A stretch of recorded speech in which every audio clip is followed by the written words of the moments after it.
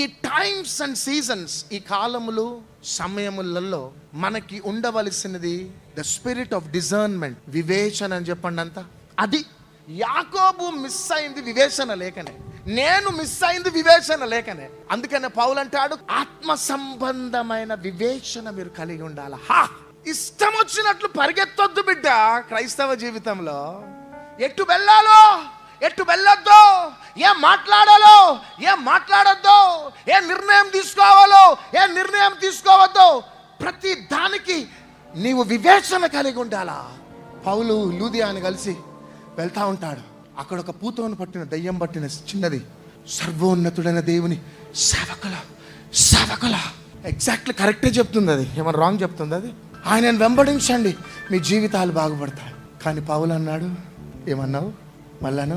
నువ్వు సర్వోన్నతుడైన దేవుని సేవకునివే.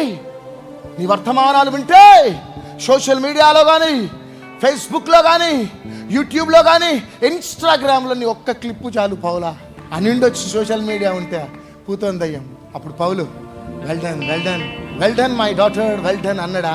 You spirit of infirmity, you spirit of deception, come on బతికిరా. అది అనుకున్నది పొగుడుతా ఉంటే నన్ను వెళ్ళగా వదిలిపెట్టి వెళ్ళిపోతాడు, నా ఆటలు సాగొచ్చు అనుకున్నది. అది నౌ దాన్నే అంటారు వివేచన. నువ్వు నన్ను మోసం చేయొద్దే, నాకు తెలుసు, పట్టుకురా. ఎప్పుడైతే గద్దించినాడో అవుట్, ఆ చిన్నదానికి విడుదల కలిగింది.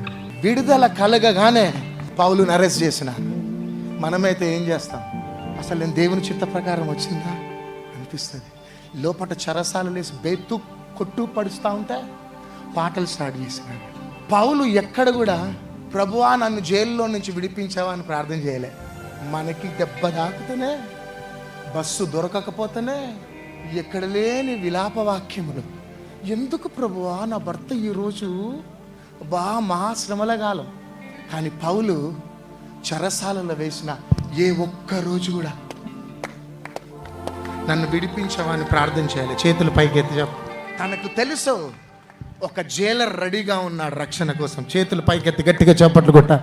ఈ టైంలో నేను సనిగి గునిగి దేవుని టైంని, దేవుని సీజన్ని నేను చేసుకోవద్దు. దేవుడు అన్ని నా మంచి కోసమే చేసే దేవుడు.